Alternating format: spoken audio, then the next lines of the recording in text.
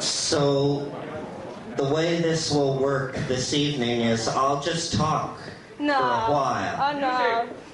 And if there's somebody who wants to play music, that's their business. But don't talk too much. Hey, photograph. Okay. And then when that's over, I'll do questions. And I think that's the better part because it's interactive. Okay, so I'm Terence McKenna. My pitch is that mushrooms shaped human consciousness, that we wouldn't be here if it weren't for psychedelic plants. That because they promoted the suppression of dominator styles, we created art, theater, philosophy, everything about us that is human, and then we lost it, and we created history, slavery, standing armies, urbanization, monotheism, monogamy, materialism, militarism, and all the other isms that are destroying the planet. And so the way back is through a kind of archaic revival. And the whole of the 20th century has been about this. Everything from jazz, surrealism, psychoanalysis, abstract expressionism, rock and roll, house music, body piercing, tattooing, all of these things are impulses to go back to how it was before history, to go back 10,000, 15,000 years to a set of cultural values that made us happy. And what that meant was a non-material lifestyle, a lifestyle of orgiastic sexuality, wandering, hallucination, myth-making, and hope. The reason these psychedelics, these plants, are so important is because they dissolve boundaries. They dissolve boundaries, and when the boundaries are dissolved, we flow into each other. Men and women, rich and poor, ultimately the living and the dead. This is what shamanism is about, ancestor worship, magic through the ancestors.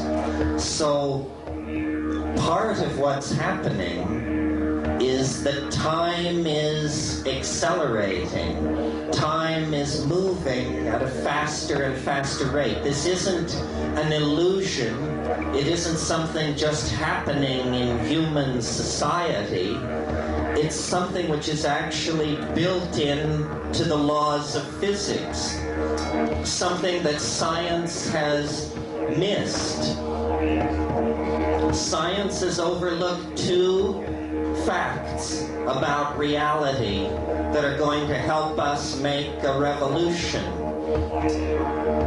The two facts are, first, that nature, the cosmos, is a novelty-conserving engine. What I mean by that is that each level of novelty that is achieved becomes the foundation for the next level of novelty. So upon atoms are built molecules, upon molecules membranes, upon membranes cells, upon cells multicellular life, upon multicellular life primitive animals, upon them advanced animals, upon them culture, upon culture global electronic culture. So what that means is a revolution in how we see ourselves, because we are the most novel entities on this planet. Our bodies, our minds, our civilization is the inheritor of all the novelty that has been produced over the life of the Earth. That's the first thing that science has overlooked.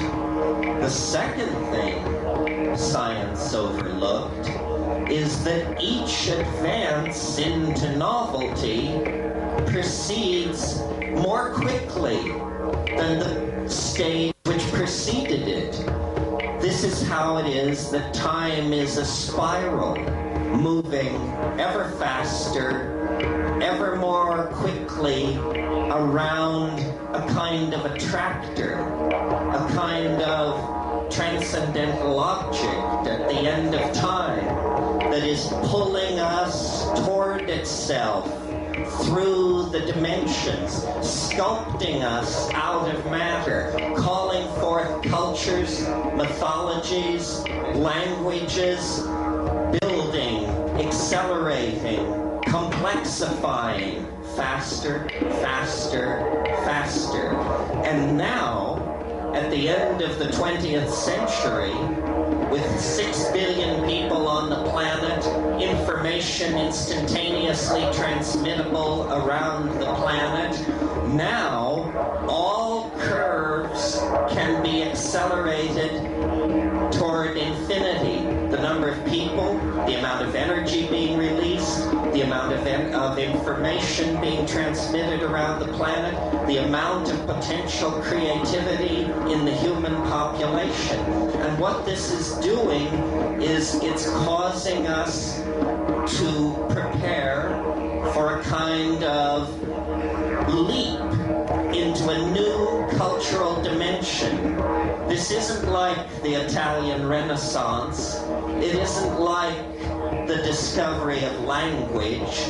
The only thing that's ever happened on this planet that is comparable to what we are about to undergo is that distant moment 700 million years ago when life left the oceans. Some oxygen-addicted fish finally decided to make the break with the water and dragged itself gasping into a shallow pool there at the edge of an ancient sea, and that became the first step forward into the new dimension of space, space on the land. We come at the end of that process, and so the leap that we make is a similar leap into a higher dimension, a leap driven by electronic technology, psychedelic drugs, syncopated music, unleashed sexuality, and a desire to transcend history. Because history has failed. History led us down a blind path. And now, after 1,000 years of positivism, materialism, reductionism, male dominance, cities, slaveries, political ideology, we see what this is for us as human beings. It is intolerable. It creates a world that no one is comfortable with. This is why I believe the 20th century has been driven by this nostalgia for the distant past, for the archaic. We are trying to make our way back to the last sane moment we ever knew. And the last sane moment that we ever knew was literally 15 to 20,000 years ago, when people followed their flocks, fucked in a heap, intoxicated themselves with mushrooms, and lived in the body, lived the felt presence of immediate experience. This is what has been taken from us by propaganda, ideology, religion, abstraction, all these inventions of the Greek and European mind have tended us to carry us further and further away from authentic experience. This is why psychedelic drugs, trance dancing, and sexuality make the dominators so uncomfortable, because these things represent people taking back their planetary birthright. What we're talking about here is people taking back their own minds.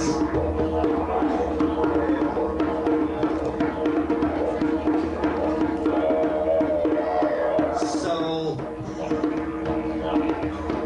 like many of you, I came up doing LSD, doing cannabis, thinking of these things as part of the 20th century experience.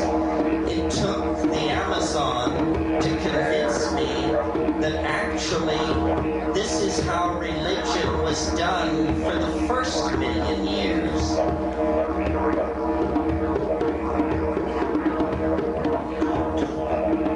Religion is not ideology. Religion is not moral laundry lists of do's and don'ts. Religion is the authentic experience of the wholly other. This is what Rudolf Otto said. The authentic experience of the wholly other, the alien, the unimaginable. And we now can only reach these things through psychedelics, because our culture has completely sealed us away from all other avenues of authentic experience.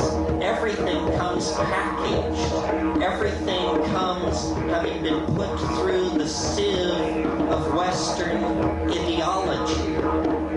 What pushed me through to this understanding was the discovery of DMT in my own life many, many years ago.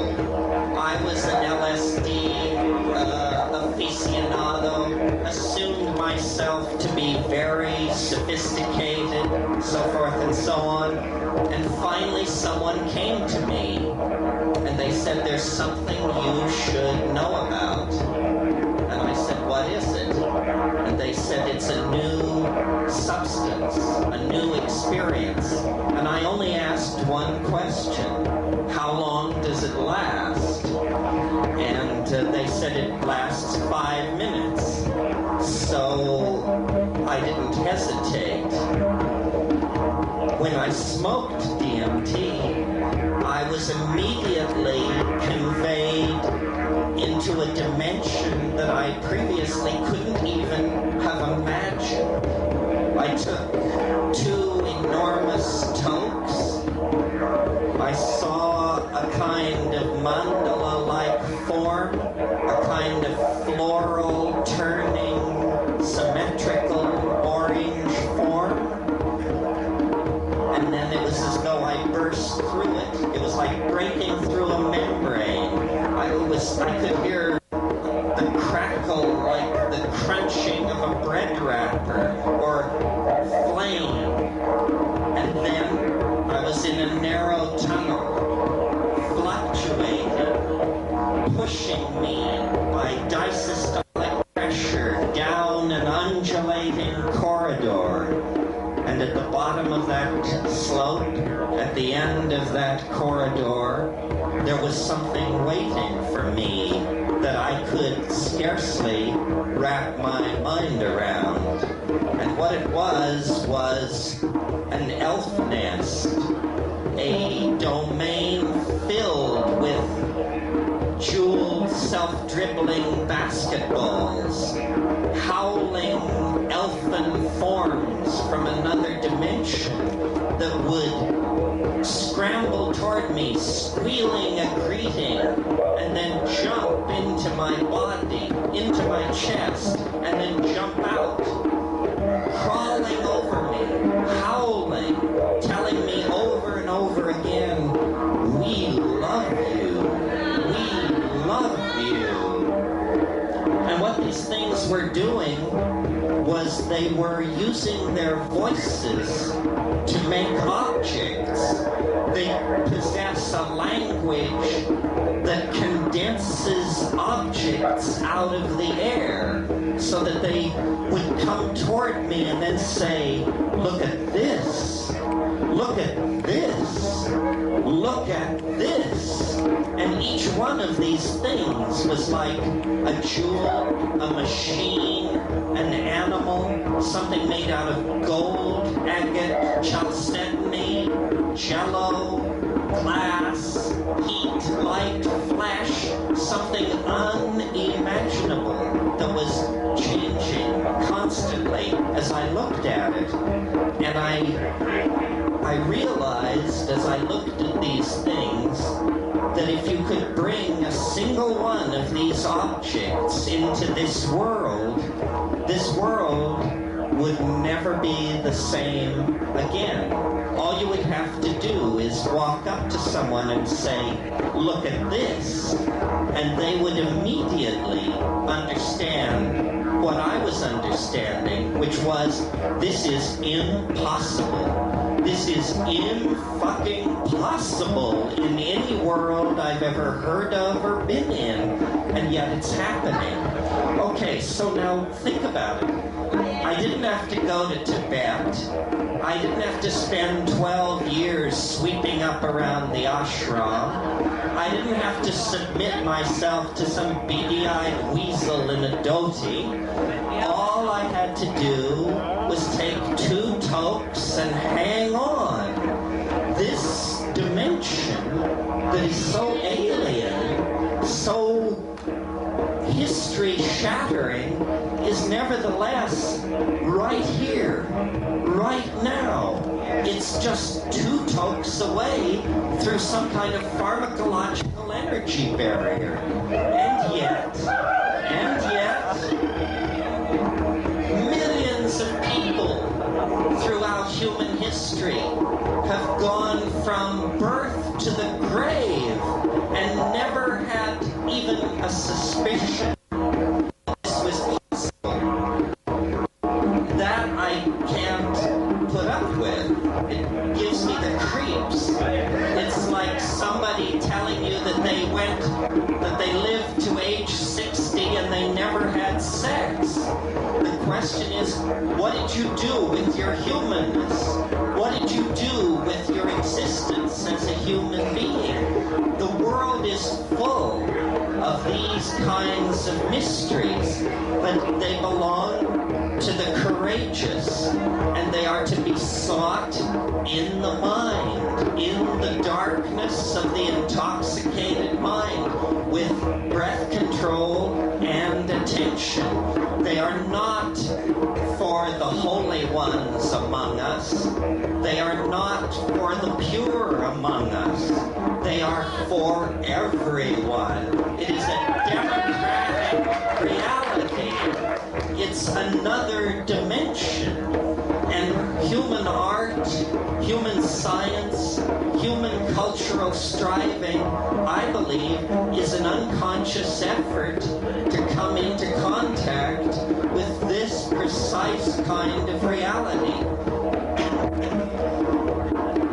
What does it mean then to us?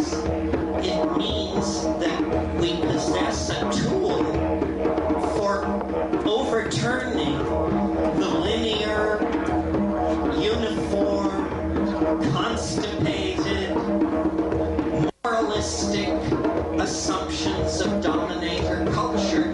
They've missed the entire point. Apparently, Western civilization is a kind of prison against reality. We have all been placed in a domain where reality can never reach us. And yet,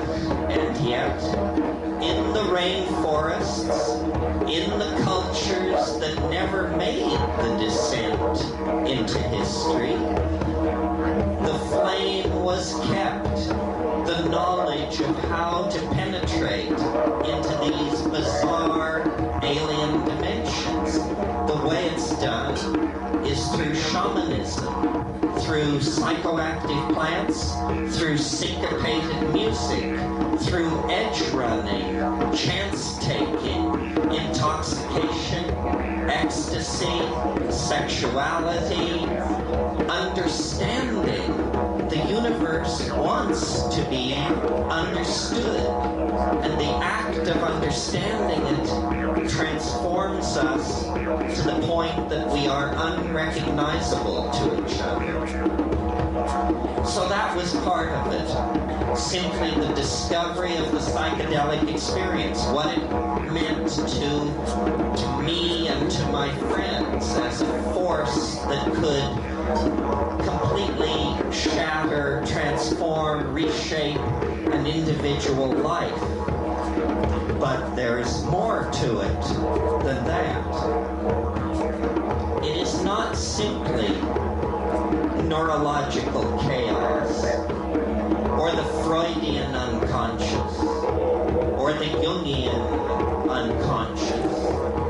The reason it is so important is because when the psychedelics dissolve boundaries, we merge again with the living intellect of nature.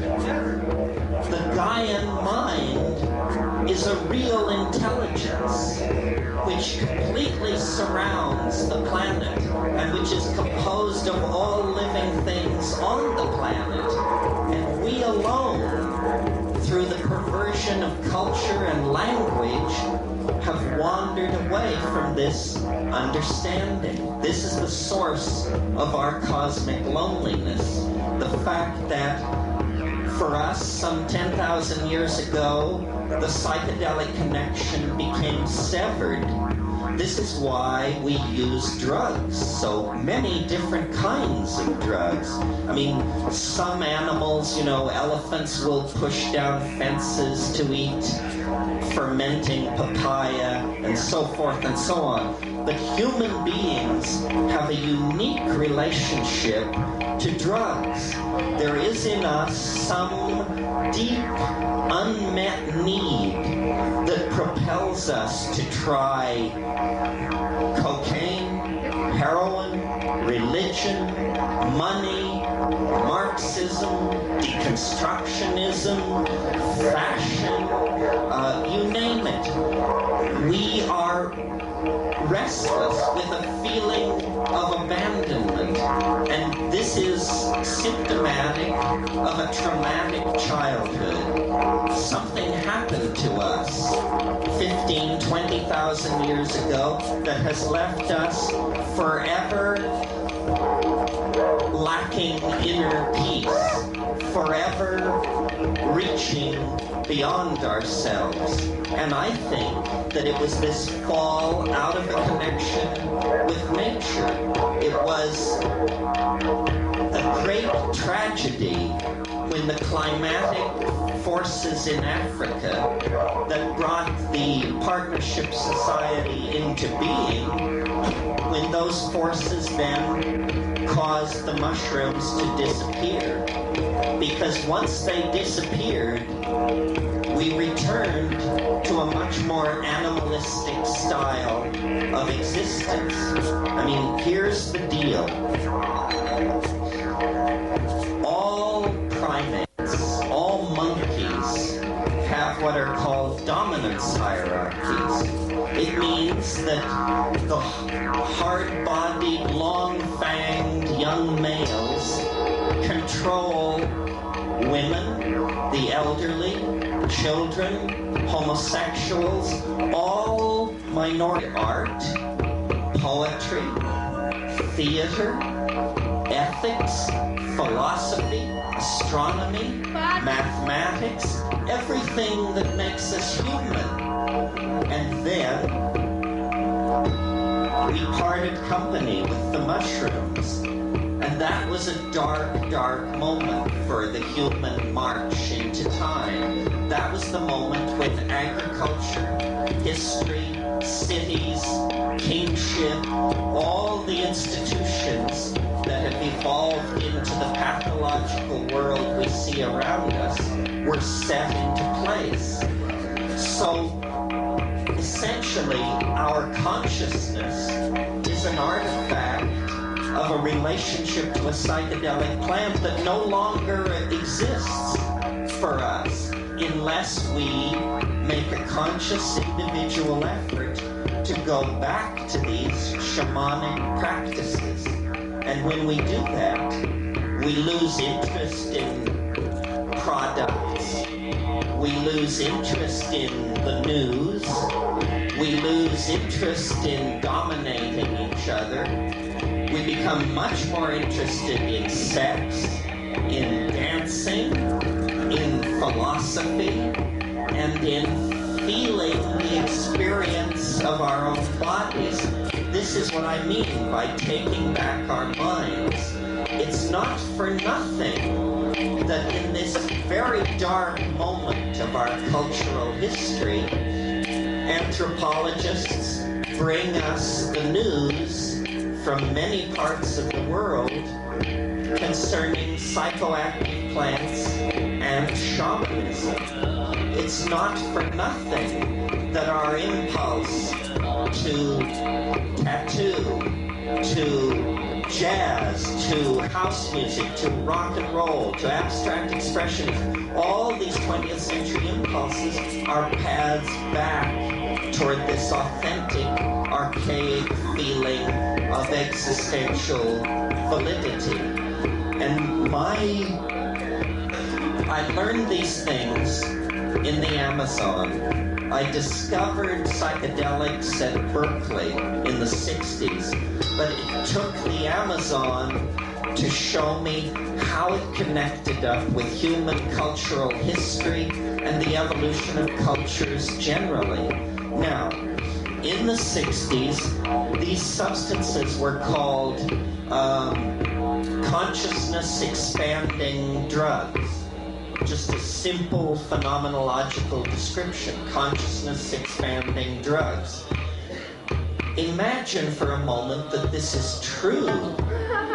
If it's true, or if there's a chance in 1,000 that it's true, then we must explore these things, because it's a lack of consciousness that is pushing us toward the brink of some kind of a catastrophe. It's the lack of consciousness that permits the spread of nuclear weapons, the rebirth of fascism, the toxification of the oceans, the degradation of the atmosphere, the proliferation of the schemes of male politicians.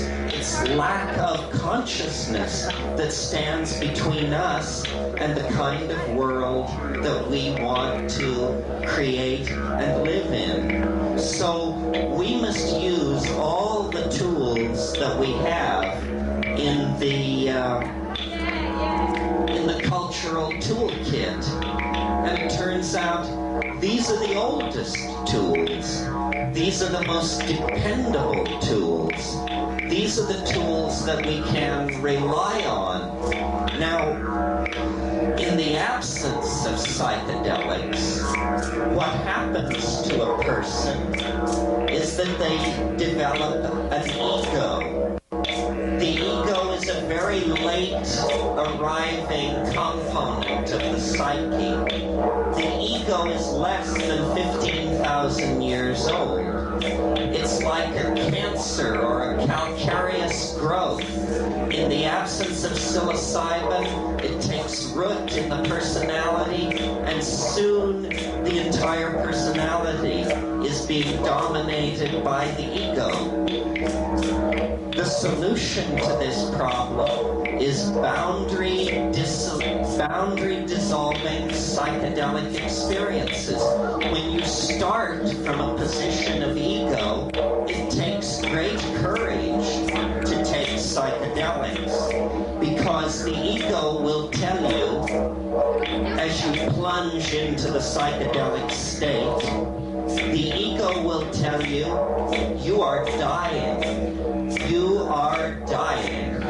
You've done it this time. At that point, what you have to do is turn to the ego and say, no, you are dying. You are dying. And I will stand here and watch it happen. And when you are gone, the real structure of the human being will emerge. The real archaic, genetically driven architecture of the personality will emerge.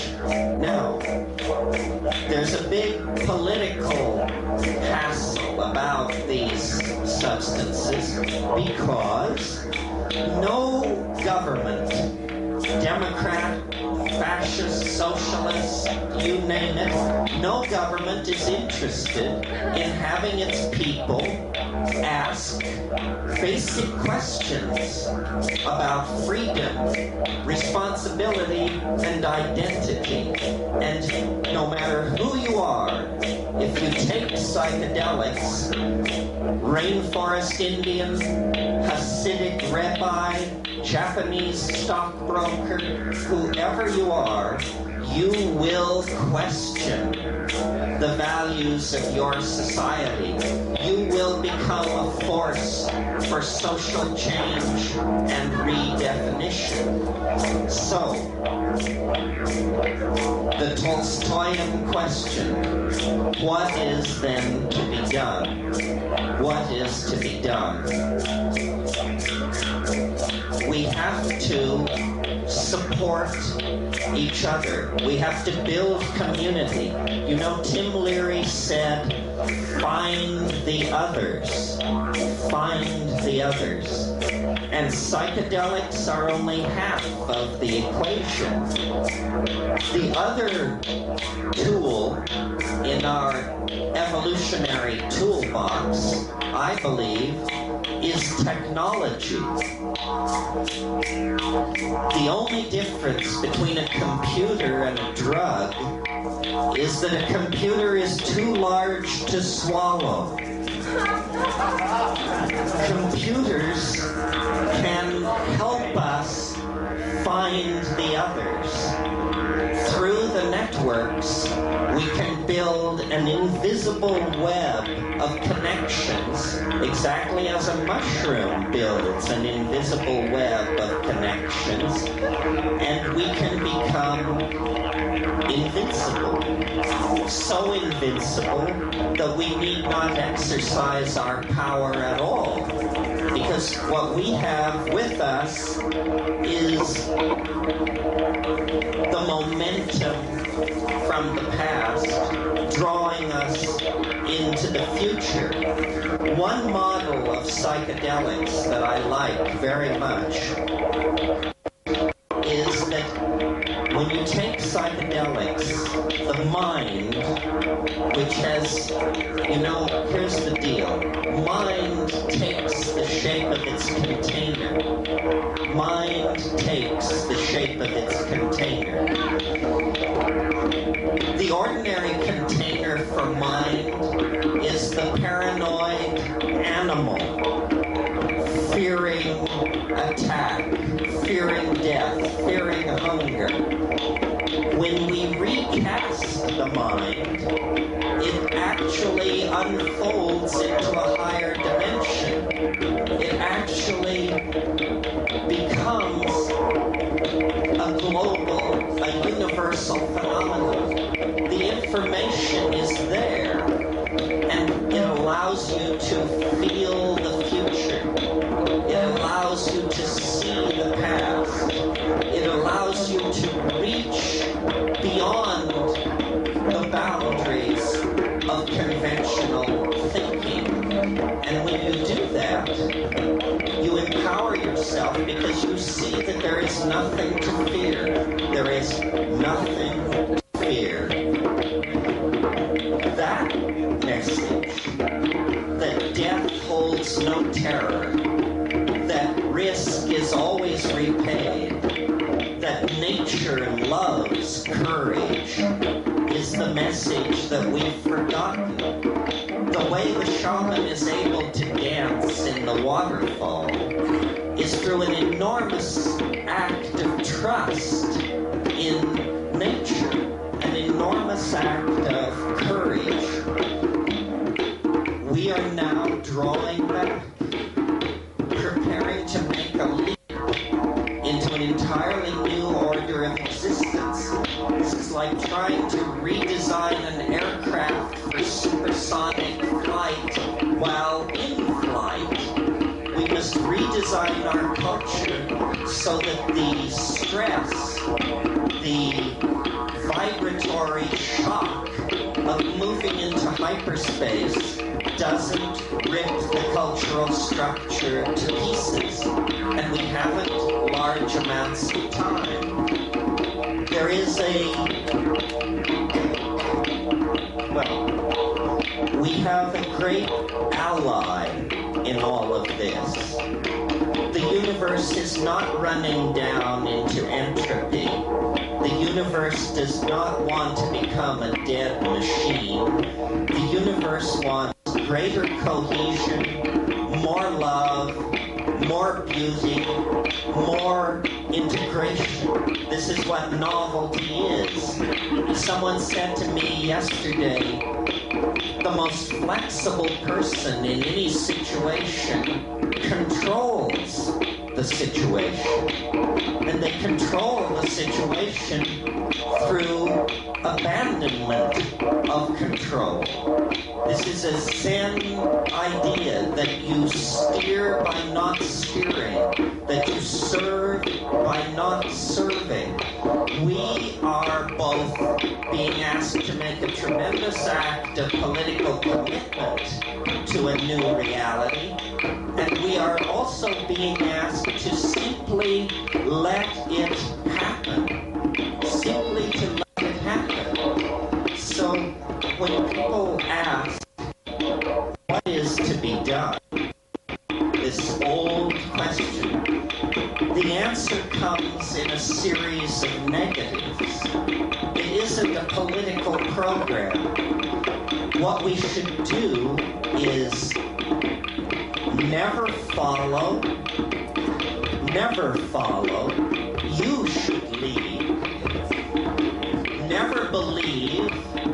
Belief is ideology, and ideology is poison. Never follow, never believe. Do not consume. Do not consume.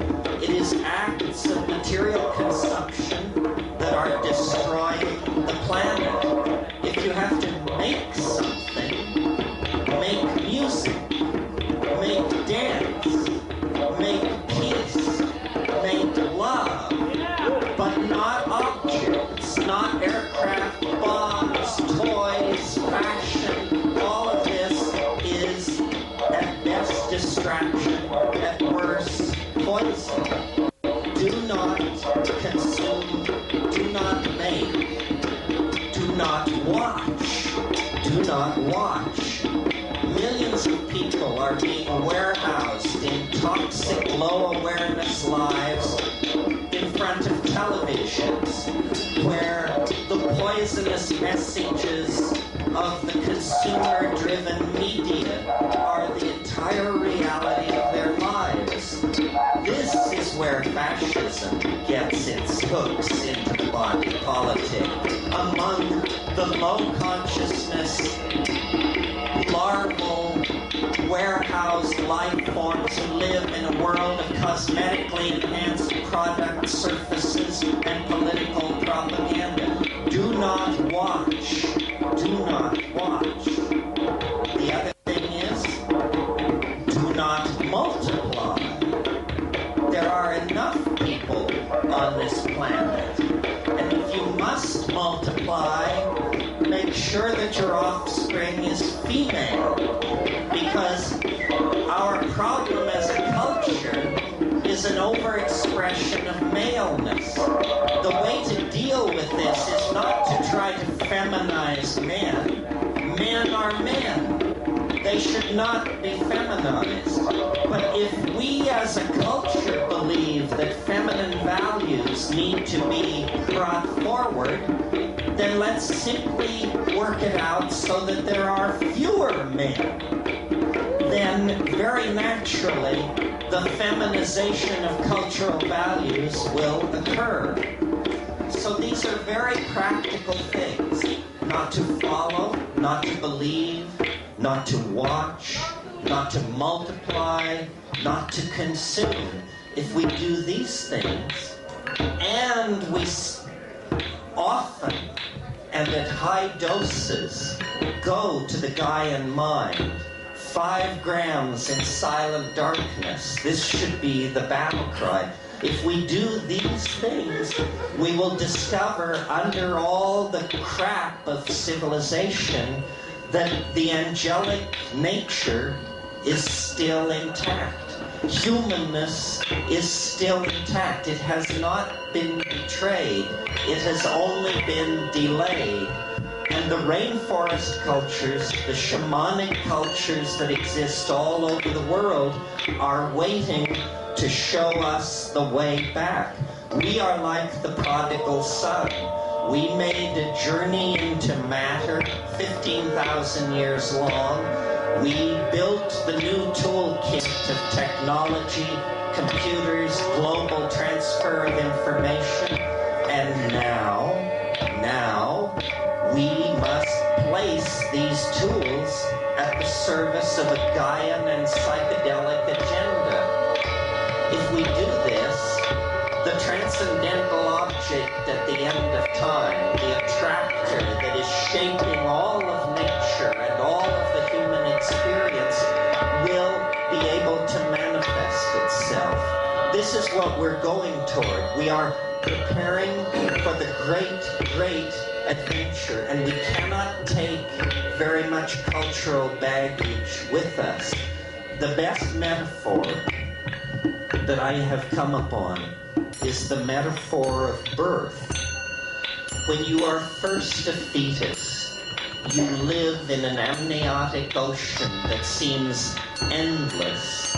But as you grow in the womb, eventually the resources are consumed, the boundaries are encountered, the pressures mount, and eventually, in the process of birth and transition, you are forced into the birth canal.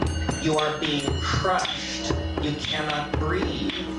You assume you are dying. The fetus cannot imagine the world that lies outside the womb. We are the fetus of the planet. We are the children of the planet. But we have been brought to this stage of development in order to make a transition into another mode of being entirely. And there is no way that we can anticipate this. No prophet, no shaman can see beyond a certain point in this process. And beyond that point lies the great unknown, to which we must commit ourselves if we hope to have any kind of existence in the future.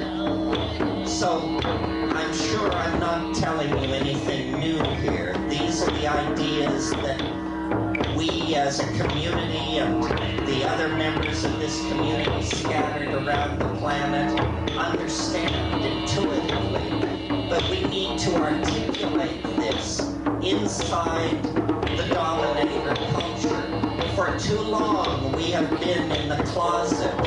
For too long we have accepted drug laws which amount to religious persecution. For too long we have hidden ourselves away from the eyes of polite society. Now, at the end of the millennium, with a global electronic culture as a support group, we can make this transition to a domain of hope and creativity like nothing we have previously supposed or imagined.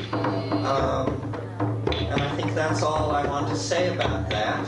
And then and I'll take questions.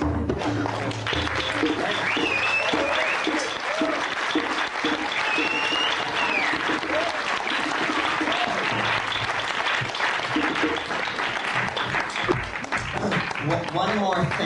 before I take questions, it might come up in the questions, but in case it doesn't, there's something I want to tell you that's not such high-flown philosophical raving, but it must be told.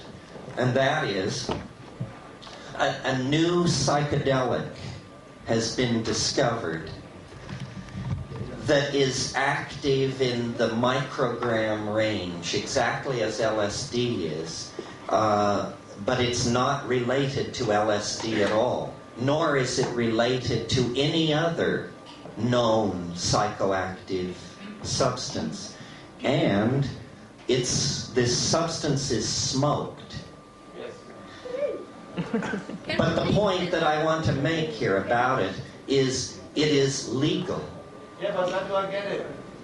Well, I'm going to tell you. Yeah, that's a question. But first of all, I want to tell you it is legal. It is legal to possess. It is legal to manufacture. It is legal to advocate. It is legal to do on stage, in public, in therapy. Legal, legal, legal. Okay. So what is it?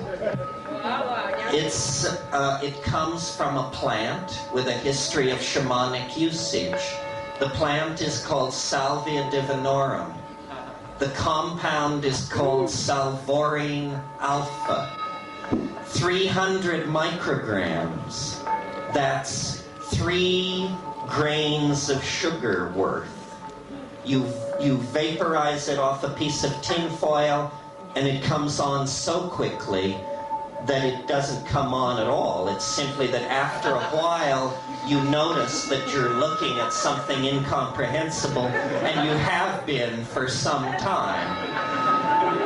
The plant is legal. It's sold by rare plant dealers in the United States and in England and presumably on the continent. All you need to know is the name of the plant, and you can track it down. Salvia, S-A-L-V-I-A, divinorum, the diviner's mint, ovos de la pastora, the eyes of the shepherdess, it's called by the Indians who use it. And it is dramatic. It is dramatic. I mean, DMT test pilots come back white-knuckled and ashen from these places. So this is a great challenge to the community. Interestingly, no laws have to be changed. It is legal in every country on this planet as I speak. So if we behave responsibly and move quickly and stockpile and produce this stuff, we will simply completely go around this whole issue of drug legality and availability. The other thing is, as a plant, you can take this stuff. You can take 20 leaves and put them in your mouth and lie down in silent darkness where you can see a digital clock, and after 15 minutes, spit this stuff out and just lie there, and within 2 or 3 minutes, it will begin what's called hypnagogic streaming. That means violet and chartreuse amoeboid forms flowing past your eyes. And then, about a minute after that, it begins to really build, and the hallucinations are extremely peculiar and extremely bright. I did it recently in Hawaii, and in a darkened room with moonlight flooding in, with my eyes open, there was nothing going on. In a situation where hallucination is very common, but when I closed my eyes, it was as dramatic as switching on a light in a darkened room. It was instantly there. I mean, I just closed my eyes, and it was there. An indescribably bizarre, non-DMT-like, evolving geometric modality in deep blues and violets that was touched with the strangeness of those realms. So that's just the evening news of the psychedelic world. But it lasts 45 minutes, and the question is it friendly? I'll tell you a story. The first time I took it, someone came to me and said, "You've got to try this, and it's this amazing thing," and so forth and so on. So I did it, and I was very nervous because, you know, when you take new drugs, you have no idea what you're setting yourself up for. Anyway, I took it, and the hallucinations came on, and what they were fuzzy bunnies, little kitties, dancing canaries, and I was saying, like, you know, okay, it's all right, I'm reassured, you don't have to insult me. It was like a psychedelic for 8-year-olds. Now I've done it a number of times, and it no longer is so gentle. It becomes more what it is, the ding-on-ciche of the thing, you know, what it is for itself. And it is bizarre. Pardon me? A lot of give and take. And what it says, and I haven't crossed this threshold, but what it says when you see these three-dimensional hallucinations is it says, get up, walk in. And what I said was, but I'll stumble over furniture in the real world, I'll do this and that. I said, no, get up, walk in. Many people are reporting that this is a very place-like drug, in the same way that DMT seems more like a place than an intoxication. This is a new place. And this morphogenetic field is waiting to be explored. And so I hope all of you will locate and grow this plant. It will grow in this country easily outdoors. Yes. It looks like Joe Plant. It has no particularly interesting characteristics at all. And we need to produce a world where this stuff grows along every railroad track and every vacant lot on the planet. Okay, that's my spiel. Now, I'm happy to do questions. Just a minute. Hey.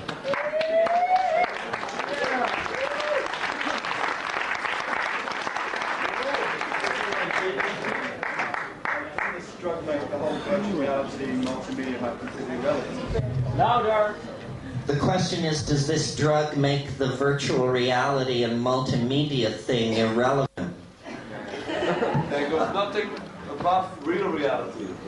Yeah. Well, real reality is an interesting philosophical concept. Somebody said Prozac makes you so you're not yourself, to which I replied, I haven't drawn an unstoned breath since 1965. Yes! Talking about my real self is a little superfluous. But to answer your question, I don't think so, because the importance of virtual reality, as I see it is a technology that will allow us to show each other our dreams. We will be able to build structures in the imagination that we cannot now share with each other. I imagine a world where children begin to build their virtual realities by the time they're 5, 6, 7. Well, by the time they're 20, these virtual realities may be, practically speaking, the size of Manhattan. Well, then what real intimacy will mean is saying to someone, would you like to visit my world? My world, with my visions, my values, my dreams, my fears. In a sense, what virtual reality is a strategy to let us turn ourselves inside out so that we see each other's minds. You know, octopi wear their minds on the outside of their bodies. octopi communicate by changing colors and the smoothness of their bodies. They wear their meaning. We have an organ that we can do this with, but it's very limited. It's called a face. If you look at people's faces and you are open, you can see into the mind. But virtual reality is going to allow us to share much, much more of ourselves. After all, my reality is not how I look. My reality is who I am. And the only way I could give that to you is if I could invite you inside. So I think this hasn't much been said about virtual reality because it doesn't interest the commercial people who are developing it. But I think this is what it will eventually be. A tool for sharing our dreams and the insides of our heads. Yeah. Who am I and what is... Who am I? Well... Yes, what is my reality? I don't think I have a ready answer. I mean, I could try an answer. If you mean what is it like to be me, it's exactly what it's like to be you. One of the things I've noticed going around doing these kinds of talks is that I truly believe that any one of you could do this. What? How are you what? You are as I am. How am I? How are you? Half in and half out. You're okay, I'm okay. What? Do I like DE? The thing, is that like salvia or is that like DET? No. Oh, I'm sorry. I didn't discuss the chemistry. How would you compare, say, I mean, I've heard like the more common description as DMT is like 15 minutes of oh wow, and DET is 2 hours of yeah. Well, that's about right. I mean, here's the thing. With those tryptamines, what seems to happen is the longer the trip, the lower the spike. So with DMT, it's this incredible spike, and it's over in 4 minutes. 5,000 years and 15 minutes. With DET, it's a lower spike and a longer trip. To go back to your other question, just in case there are chemists here, the active principle in salvia divinorum is salvorin alpha. It's an isoquinoline. It's the only isoquinoline hallucinogen ever discovered. It's not an alkaloid. It's not an indole. This is astonishing that 50 years into the psychedelic revolution, we could discover a new mega hallucinogen active in the microgram range. It just shows you we don't really know what's out there. This was one of dozens of plants carried on the books for years as possibly psychedelic.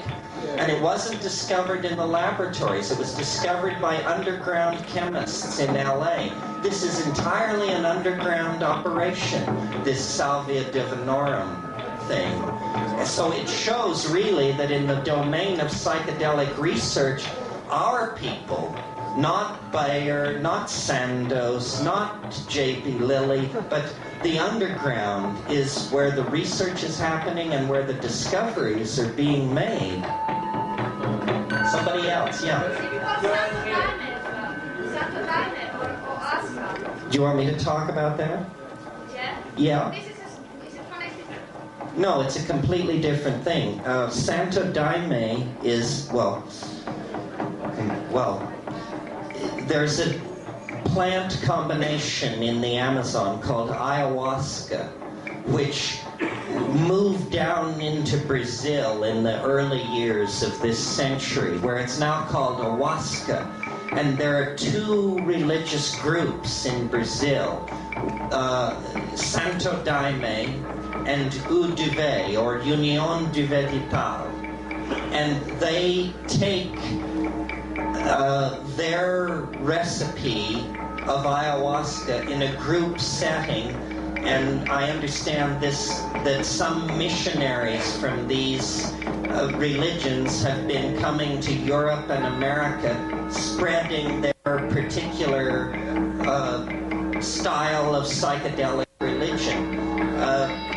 It's similar to, in style, to the peyote church. It's done by men, women, and children. Many of the Santo Daime people are members of the Brazilian middle and upper class. It's very respectable there, probably because it comes out of their own native forests. In the States, it's very much stigmatized. Ayahuasca is essentially a strategy for oral activation of DMT. It's a way to take DMT, which if you normally took DMT orally, it would be destroyed in your gut.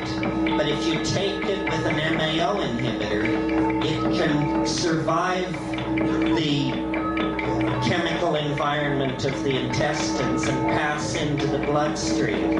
So ayahuasca is another one of these shamanic hallucinogens that are making their way into Western society. And it's always been done in a religious context. I'm hopeful that in the United States this will allow it to be used because the freedom of religion clause of the Constitution should protect it. Although it didn't save the Mormons their polygamy, and it didn't save the peyotes for white people. So we have to see off for both.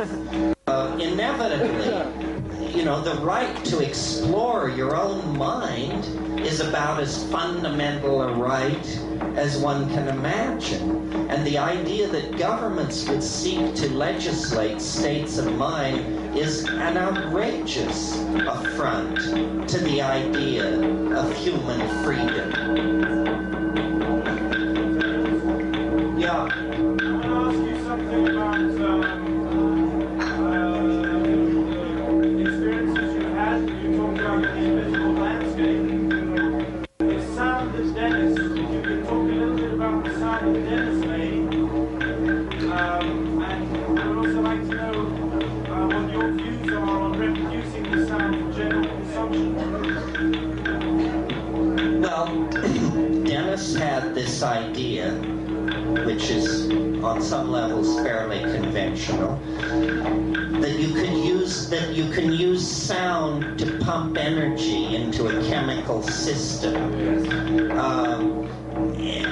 And there is an entire branch of chemistry called acoustical chemistry.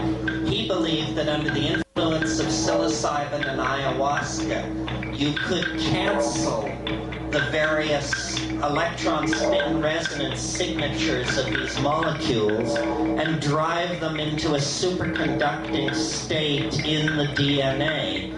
And I'm not an acoustical engineer, so I don't know what you call this kind of sound, but this is what it sounds like. It sounds like this.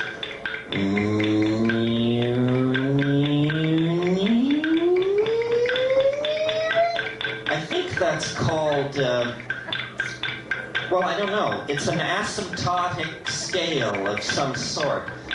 There are many different kinds of acoustical sounds. The kind that interest me are the spontaneous glossolalias that come from psilocybin that I believe were the basis of language. I think that long before there was meaning, there was language, and that people made strange mouth noises for each other as a form of entertainment and amusement.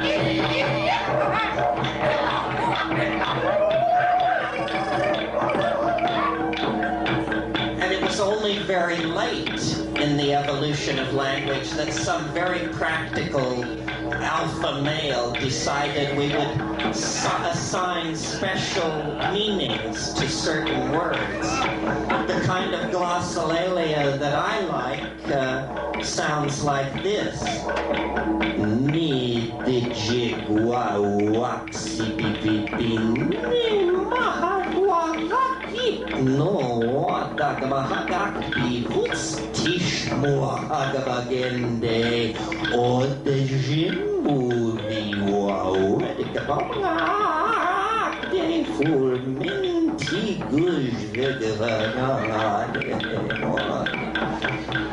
People did that for a long time before they learned to tell jokes, I'm sure. Anybody? Yeah.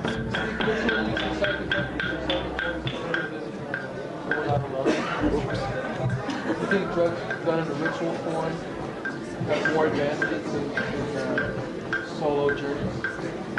Do drugs done in a ritual form have more efficacy than solo journeys? Well, solo journeys have a ritual form. I mean, I'm not big on ritual in the sense of, well, the mushroom once said to me, I didn't even ask the question, it said, ritual is what you do when you don't know what to do. But ritual on another level, I mean, for instance, here's how I take mushrooms. I don't eat for 6 hours, which is not fasting. I don't call that fasting. I just call it getting your stomach empty. I don't eat for 6 hours. Then I unplug the telephone. I lock the door. I wait till it's 10 o'clock at night. And then I take 5 dried grams of Stropharia cubensis, or 3 dried grams of the European, the Psilocybe semilanciata. This is a lot. This is a lot. This is probably close to 30 milligrams. And then I smoke dope. And I sit and I wait. And at the hour and 20-minute mark, when I feel it beginning to cut in, I smoke. And usually that brings it in. And then I just sit with it. Sometimes I never move in a trip. I sit for 4 to 5 hours. And then when it's over with, I eat. I don't go to sleep. If you sleep without eating, when you wake up the next day, you'll feel like shit. So eat before you sleep, and fruit or something like that. I mean, it doesn't have to be a feast, but something. And that's all there is to it. Silent darkness on an empty stomach. Pay attention. It's weird. People don't understand how to look at the back of their eyelids. It's like they don't get it. You're supposed to look at the back of your eyelids with the expectation that you're going to see something. That's all. And it's, it's weird. I mean, I talked once with Roland Fisher, who was this Viennese scientist who had given psilocybin to 2,500 graduate students and so forth and so on. And I said to him, Roland, what do you think of the hallucinations when you close your eyes? And he said, I never closed my eyes. This guy had taken it 60 times and he'd never closed his eyes. That's crazy as far as I can figure out. I mean, for Christ's sake, close your eyes. It also helps to shut up, And then I contradict myself. It also helps to not shut up. One thing people don't understand, like people, Westerners especially, when the going gets rough, and if you take psychedelics often, sooner or later you will have a long, hard evening. When the going gets rough, you don't clench and get in a fetal position, and what you do is you sing. That's what the shamans do. You sing. It doesn't matter what you sing. The idea is sit up, open your mouth, and sing. Row, row, row your boat gently down the stream.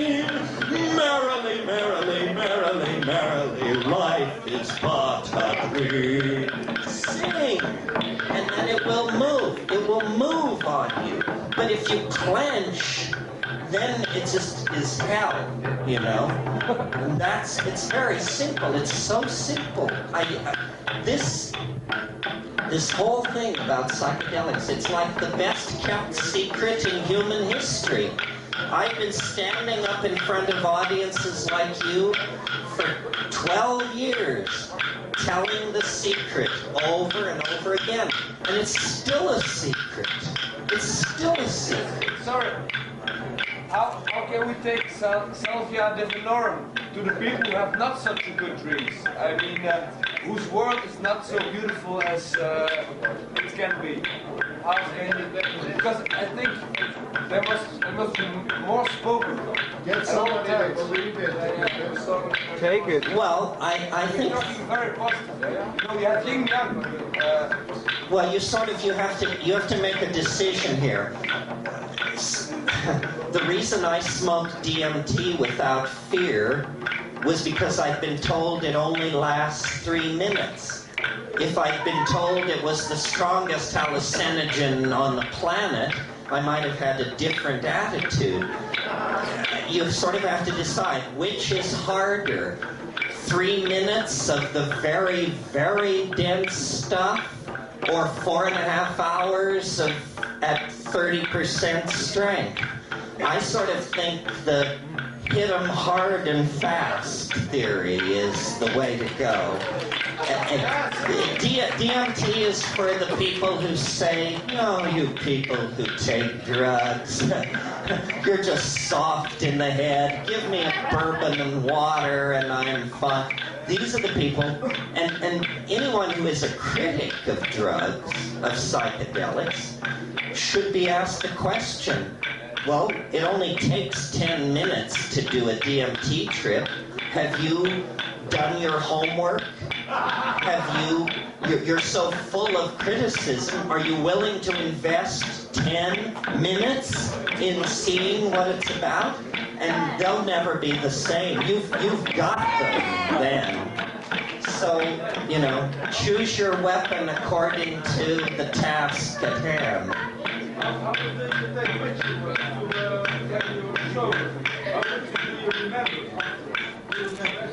How do you remember? Well, it's very tricky. I mean, the first time I did DMT, after it was over, all I could say was, I can't believe it. I cannot believe it. I don't believe it. I can't believe it. It's impossible. But after saying that for 15 minutes, I no longer knew what I was talking about because I not only couldn't believe it, I couldn't remember it either. So, what? Yes, it does. And did you all hear what he said? He said, does it fade like a dream, or it fades like a dream?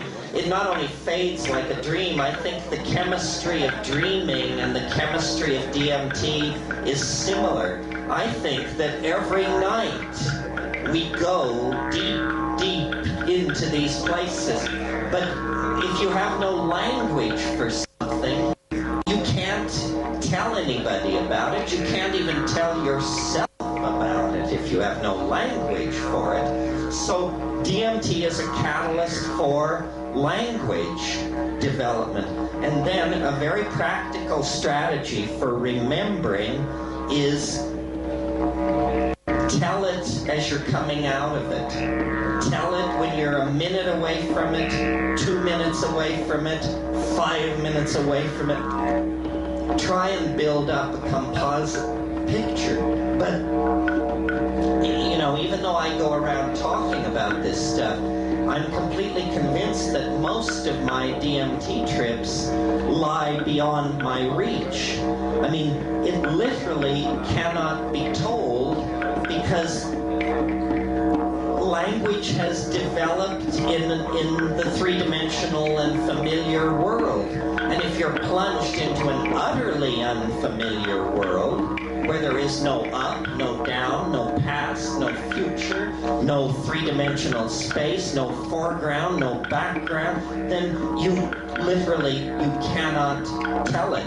this is why the great frustration of my own life is that I am not a great painter, a great artist, because we need to send people who can paint what they see, who can, through computers and sculpture and whatever, carry the message back. Yeah. If you push those 100% alpha males into those regions, they go nuts. They are nuts.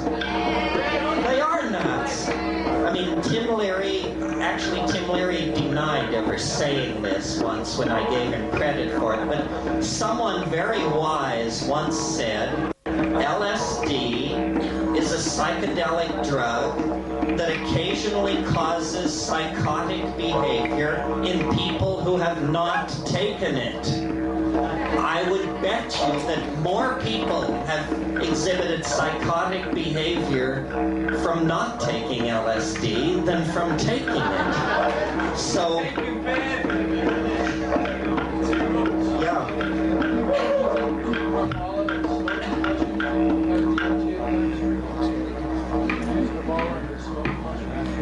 The question is, can you use harmine and mushrooms to get a DMT effect? Smoking it. Well, this isn't a good area to experiment with.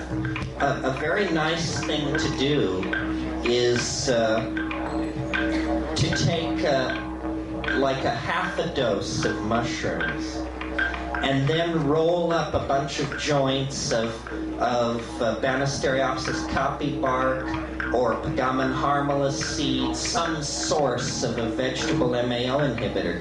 Then, when you take a hit on this MAO inhibiting joint, the hallucinations will sort of come into view and perform for a few minutes and then fade out of view.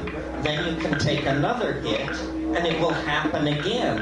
And you can do this 20 times in a night. We called it, when we discovered it in the Amazon, we called it vegetable television. I don't think I'd call it that now, but the reason it seemed like television was because these hallucinations were not at all threatening. They were just simply beautiful and there, and you could watch them, and then they would fade away, and then you could bring them back. So if you're of an experimental nature, this playing with MAO inhibition in the presence of your system loaded with alkaloids is a great way to go. Yeah. Drugs widen our view of what's possible. Widen the view of what is possible, yeah. How far does it go, right? How far does it go? You might be at one level. I would know what does it mean for us here? You know, it's just well, I think sometimes it's just maybe it might just be a mental level or some resonance. Or how do you know it's what does it mean in terms of evolution or in terms of we could all be having experiences, right? well, my impression is that when you go into these places, you not only see things that nobody has ever seen before, but you see things that no one will ever see again. That this dimension is so huge that the idea of returning to the same place is almost impossible. The American writer John Crowley once said, "The further in you go, the bigger it gets." And I think this is true. As what does it mean? What does it do for us here? Well, to me, I mean, I'm basically philosophically a Platonist. And Plato said, the good and the true are the beautiful. The good and the true are the beautiful. So what psychedelics do for me is, it's like an orgasm of beauty. It affirms beauty, and beauty affirms what is good and true. So to me, it's an expression of, it's the discovery that the universe is beautiful, that it cares for us, that it is coherent, and that it is a mystery. A mystery is not an unsolved problem. That's how a scientist thinks of a mystery. A mystery is not an unsolved problem. A mystery is a mystery. And it's the absence of these kinds of mysteries in our lives that have made us into materialists, Marxists, existentialists, capitalists, so forth and so on. So for me, the psychedelics are the rediscovery of the authentic dimension of mystery in being. The only thing comparable is sex, but it's very different from sex. It's breaking the mold. Say it again. It's breaking the mold we're in. Yes. What happens after? Well, I think the other thing that it teaches you is that your reality is a cultural construct. What we call reality is not reality. It's just the reality of being German or French or Japanese. That you see, because what happens is, by the time you're 3 years old, 4 years old, you have been given a word for everything. And these words are like tiles, and you just cover over reality.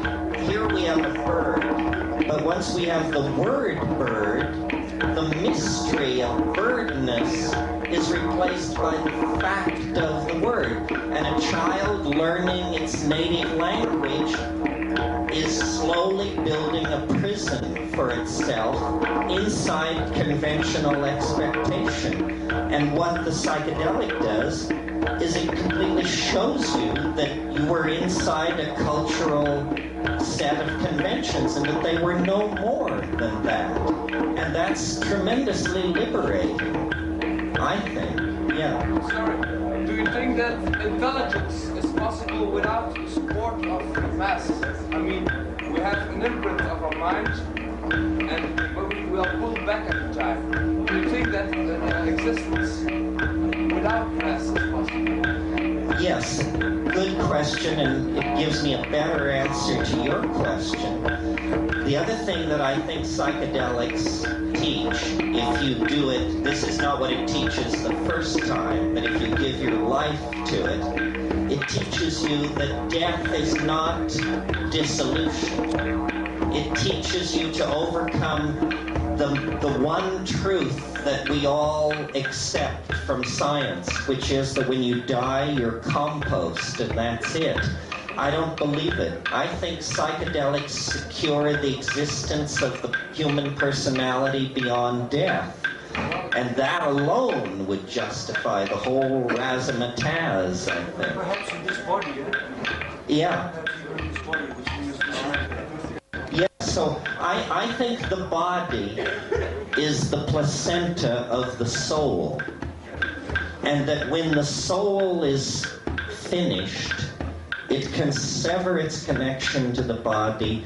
We can bury the body under the apple tree, and the soul will then proceed with its career in a dimension that we cannot even conceive of. Yeah. From a technological point of view, you can say that the spirit fades away. Like our mass fades away too. There's one molecule that goes into the ocean, another one goes up into the air. And with the spirits of the human bodies, it will be the same thing.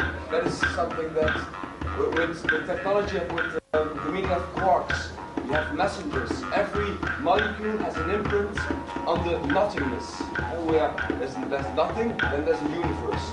Everything has its own meaning. And when you have an imprint of a molecule that says, I'm water, you have another molecule that says, together we are ice. So there's a bigger imprint. A whole body can tell, but this is my body. When you feel something staring behind you, it's your aura that feels the other aura. You know what I mean? But when the mass is gone, then it fades away. But I think that the spirit, don't you think that the spirit fades away too? Unless there's a strong attachment to a place like we have. Well, I'm very suspicious of any of trying to understand reality through particle physics or something like that.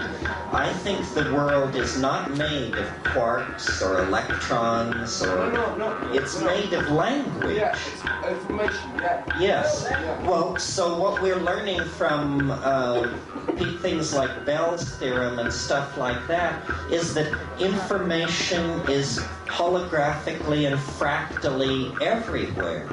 Well, if that's true, then the concept fades away, can't exist. Nothing can fade away if all information is holographically and fractally embedded in every iota of space and time. So I would say no. I'd go with William Blake, who said nothing is lost. Nothing is ever lost. Yeah. Would you cooperate in an experiment where children are brought up with your type of drugs instead of regular culture? They are. Like from babyhood on? Well, I'm not sure it's necessary to do that. I have a 16-year-old son, and he's certainly been brought up in an alternative style, and I'm very happy with the results. I've been with tribes that give their children, they put ayahuasca on the woman's nipples when the baby is 4 days old, and ayahuasca tastes weird. I mean, it's sour and it's just strange. These Aguaruna Jibaro people, they are exposing their children to these things from 3 days old and up. And it's a very shamanic, metastable rainforest culture. You could think of thousands of things that we could do with psychedelics if they were legal to work on and if careers could be made with them. We've never explored paranormal phenomenon with psychedelics. We've never explored curing physical conditions with psychedelics. We've never explored trying to solve complex mathematical problems intoxicated on psychedelics. I mean, people report breakthroughs in all these areas, individual anecdotal stories. But if what this is consciousness expansion, then we should be able to design better cities, have better economic systems, have better healthcare delivery systems, make better art, make better love, design better spacecraft. It's just mind. It's just creativity driven by connecting up to the real mind that is behind the appearances of nature. It's about getting connected up to the Gaian mind, discovering that it is not we who are intelligent. We are the brain cells of an intelligent being, which is the earth. And when we honor that, everything flourishes. And when we fail to honor that, nothing flourishes. Yeah. Speak louder. Speak louder. What do you think about combining MO together with ecstasy, CB, and drugs like that? Well, we have to do it drug by drug. Yes.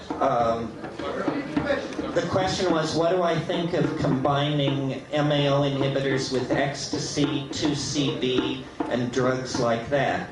Well, the rule is, if it's an indole,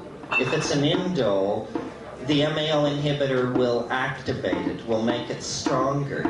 2CB is an indole, MDMA is not. So combining an MAO inhibitor with MDMA would probably not do anything terribly dramatic. Combining it with 2CB probably would.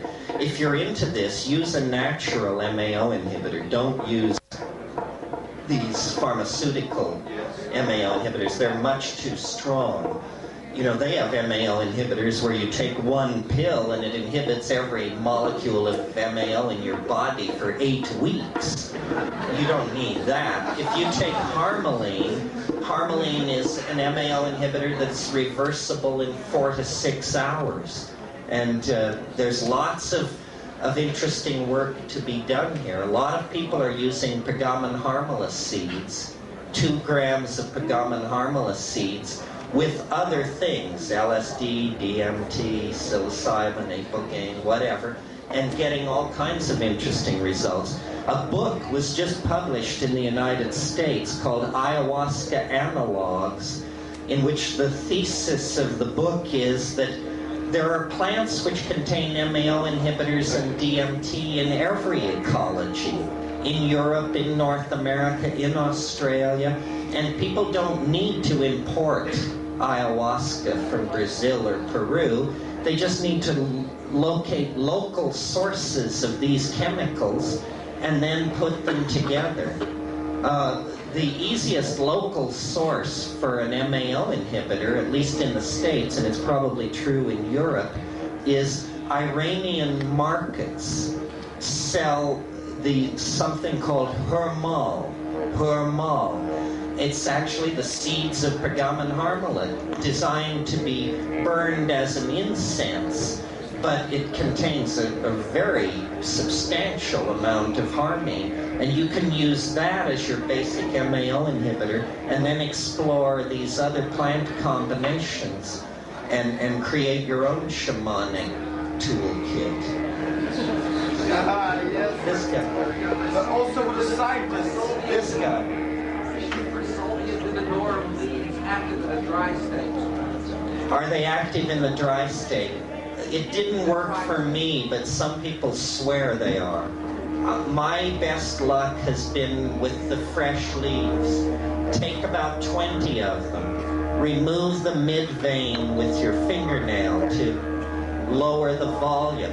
20 Salvia divinorum leaves is a mouthful. And just put it in your mouth. Hold it there, squeeze down on it with your jaw, and this horrible taste, but no worse than bourbon, but a weird taste, and then hold it for 15 minutes, then spit it out, and it'll do you.